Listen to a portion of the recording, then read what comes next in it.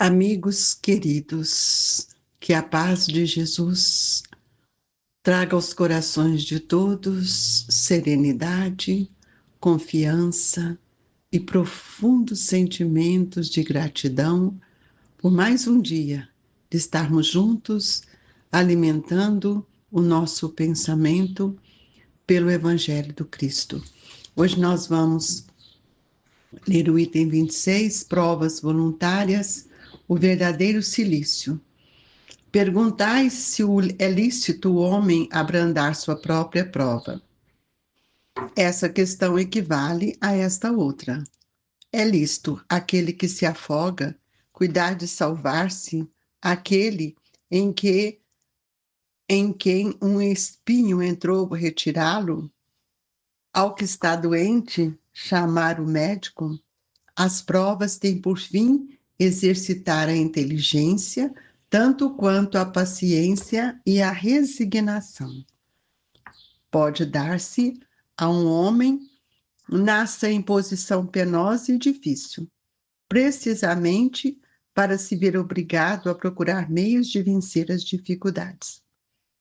O mérito consiste em sofrer, sem murmurar, as consequências dos males que lhe seja possível evitar, em perseverar na luta, em se não desesperar, se não é bem-sucedido, nunca, porém, numa negligência que seria mais preguiça do que a virtude.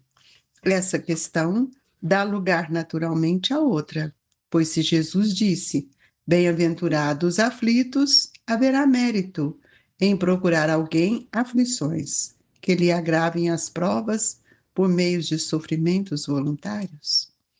A isso responderei muito positivamente, sim.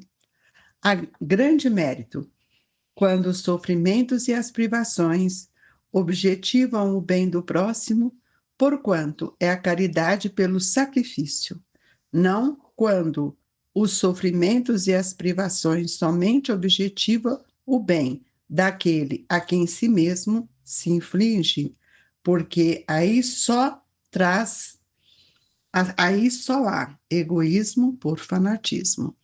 Grande distinção cumpre a que se faça pelo que vos respeita pessoalmente. Contentai-vos com as provas que Deus vos manda e não lhes aumenteis o volume. Já de si por vezes tão pesado, aceitá-lo sem queixumes e com fé. Eis o que de vós exige. Ele não enfraqueçais o vosso corpo com privações inúteis e macerações sem objetivo, pois que necessidade de todas as vossas forças para cumprirdes a vossa missão de trabalhar na terra. Torturar e martirizar voluntariamente o vosso corpo é contravir a lei de Deus que vos dá meios de o sustentar e fortalecer. Enfraquecê-lo sem necessidade é um verdadeiro suicídio. Usai, mas não abuseis tal a lei. O abuso das melhores coisas tem a sua punição nas inevitáveis consequências que acarreta. Amado Jesus, bom e divino Mestre, que nesta manhã possamos sentir o fulgor do seu amor, a envolver os nossos pensamentos na confiança, na esperança, para que possamos caminhar com mais segurança, com mais fé, tendo a certeza, Senhor, que jamais nos encontramos desamparados. Jesus, que a sua bondade infinita esteja com cada um de nós. Esse circuito de energias, de pensamentos que se interligam pelos laços do amor, da gratidão, é que nós te pedimos. Auxilia-nos, fortalecendo aqueles que se encontram cansados, oprimidos, abatidos, aqueles que se encontram enfermos, nos seus lares, nos hospitais, que eles recebam as nossas vibrações com muito amor, Jesus, e com confiança prosseguiremos nessa jornada divina que Deus tem nos concedido. Que assim seja. Meus queridos amigos, nós estamos falando das provas voluntárias e o verdadeiro silício. Eu preciso saber o que são provas voluntárias. São aquelas que nós buscamos com as nossas próprias mãos, aquelas que nós estamos tendo consciência dos nossos atos.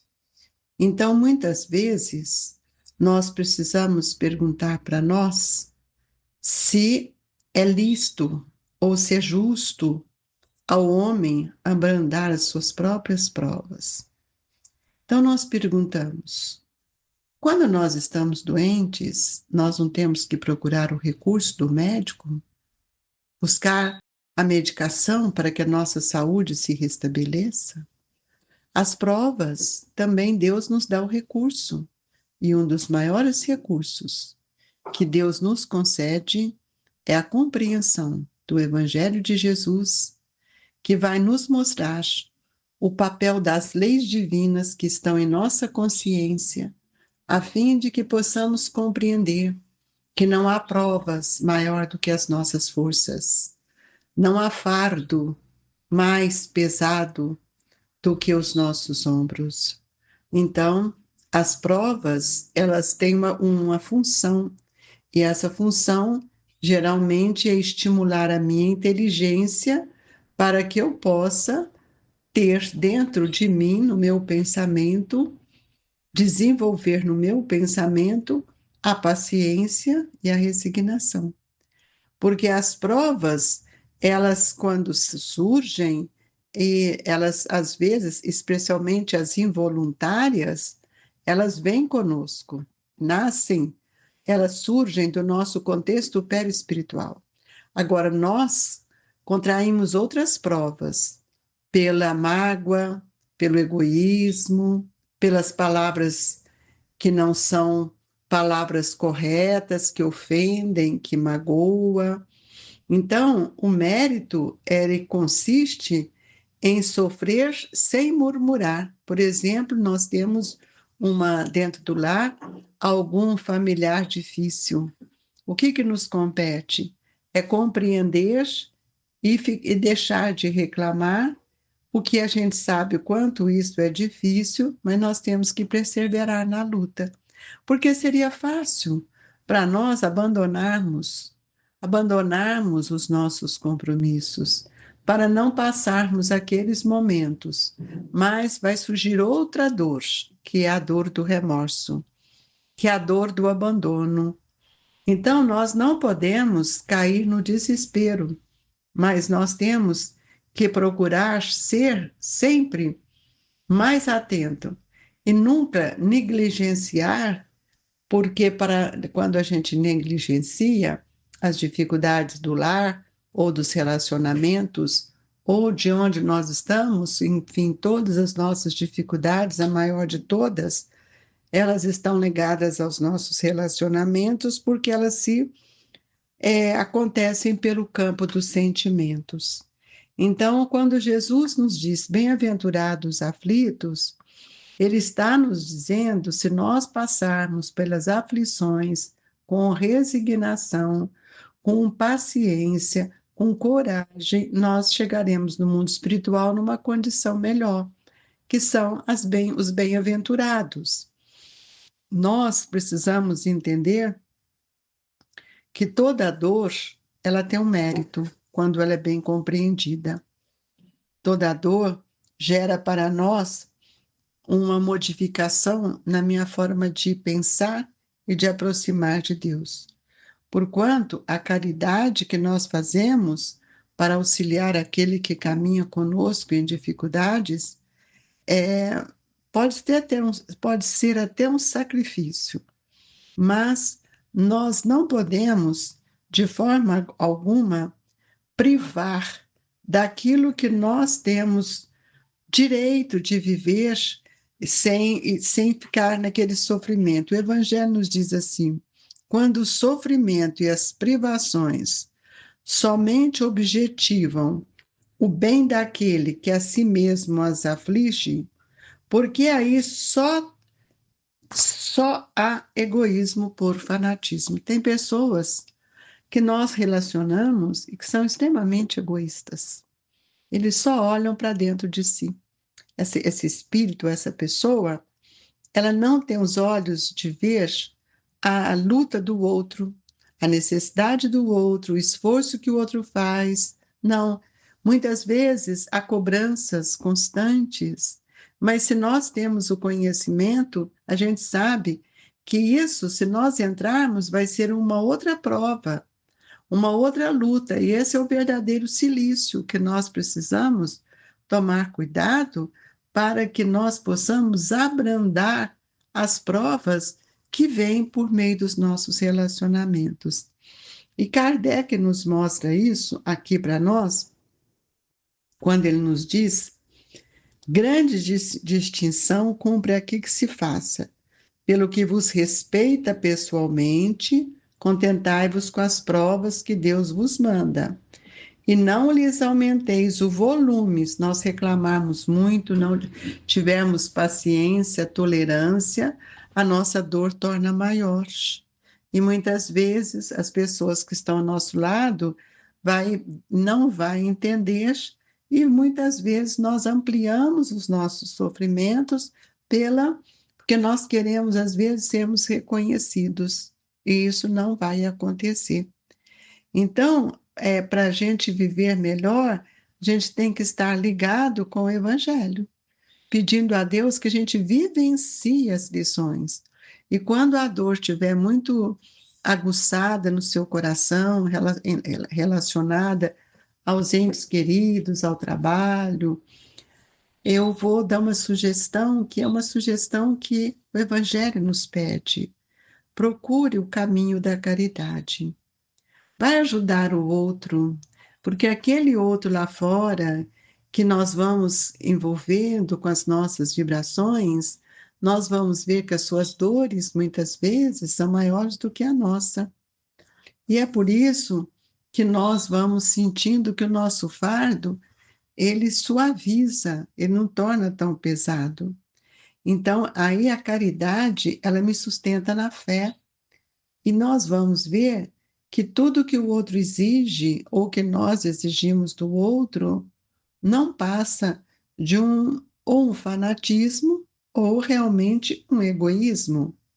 Então, nós não podemos nos enfraquecer. Por quê? Especialmente o enfraquecimento que nós causamos ao nosso próprio corpo. Às vezes deixamos de alimentar, às vezes deixamos de fazer alguma atividade que vai nos sustentar, porque nós vamos, então, tendo que buscar força, tanto no corpo físico, para manter as nossas atividades, como também no campo espiritual. Então, se a gente pensar bastante, a gente tem que pensar que todos nós precisamos do trabalho. E aqui o Evangelho nos diz: torturar e martirizar voluntariamente o vosso corpo é contravir a lei de Deus, que vos dá meios de sustentar e fortalecer. Tem pessoas que entram nesse martírio, fica sem comer, é como se fosse uma pirraça. Outros mesmos criam outras situações que não são dos relacionamentos, são pela vaidade. Por exemplo, regimes que muitas vezes são feitos e que nós vamos perdendo a força, nós vamos perdendo as vitaminas, os componentes e vamos enfraquecendo, e muitas vezes nós precisamos entender que muitas vezes essas atitudes elas acabam caindo no campo do suicídio, um suicídio lento. Não é um suicídio de pular daqui e dali, ou um suicídio que vai nos arrastar pela, por arma, por enforcamento. Não, não é isso. Nós não podemos abusar tudo que a lei nos dá.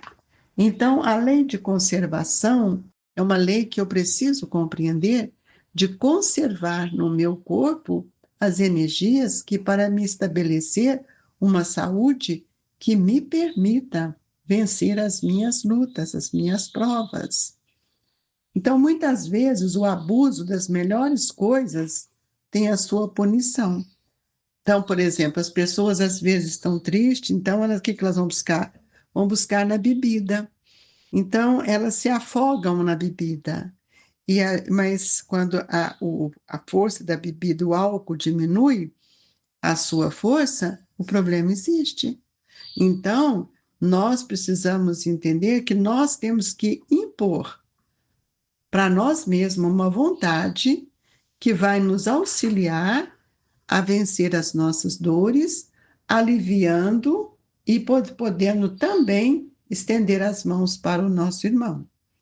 Aqui ele vai mostrar se suportardes o frio e a fome, para aquecer e alimentar alguém que precisa ser aquecido e alimentado, e se o vosso corpo disso se ressente, fazeis um sacrifício que Deus abençoa. Esse é o sacrifício do silício. Muitas vezes a gente tira da gente para ajudar um filho, para alimentar uma pessoa, ou a gente divide, a gente reparte. Mas isso é um sacrifício que nós não estamos no caminho da ilusão. É aquilo que nós estamos fazendo com o olhar da caridade que nós temos condições de repartir. Então, vós deixai os vossos aposentos perfumados para ir desamansar da infecta, levar a consolação, vós que sujais as mãos delicadas, pensando, pensando chagas, vós que vos privais do sono, para velar a cabeceira de um doente, que é apenas o vosso irmão em Deus, vós, enfim, que despendeis a vossa saúde na prática das boas obras, tendo em tudo isso o vosso cilício.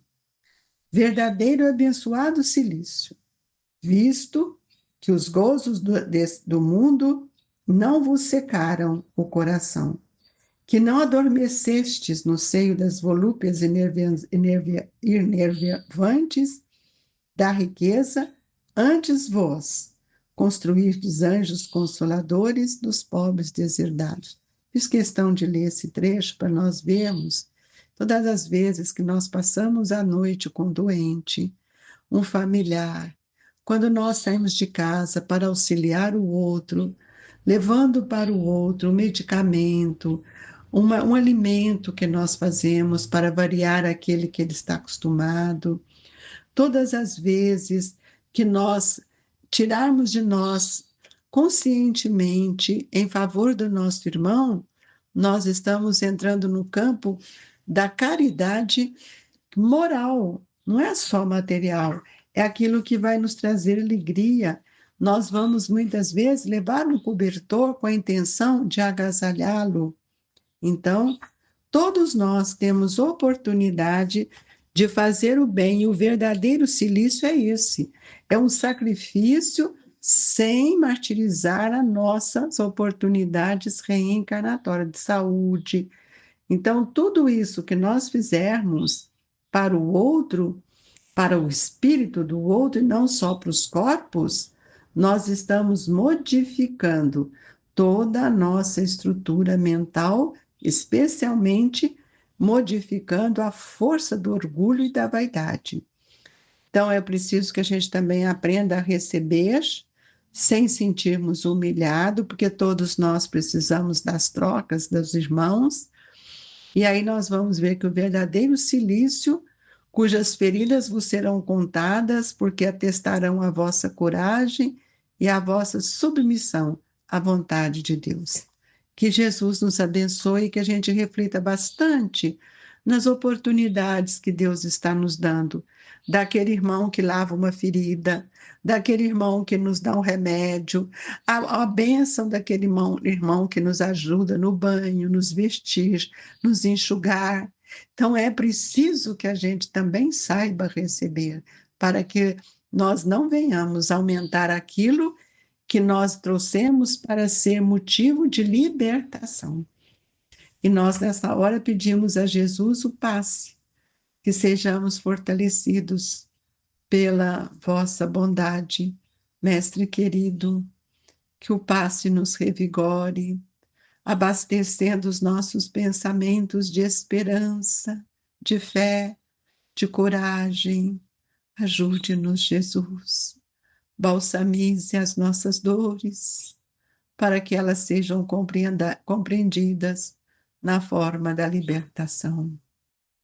Amado Jesus, que a nossa água seja fluidificada por caridade, que as bênçãos divinas caiam sobre a água, nesse líquido que Deus nos oferece, a fim de que ele se transforme em medicamentos que necessitamos. Oramos por todos aqueles que sofrem e necessitam de nós, e deixamos no coração de nossos irmãos a paz, a alegria, a fé, que há de multiplicar a esperança no coração de todos. Este é o desejo do trabalhador do Grupo Espírita Esperança e Caridade. Fique com Deus e que assim seja.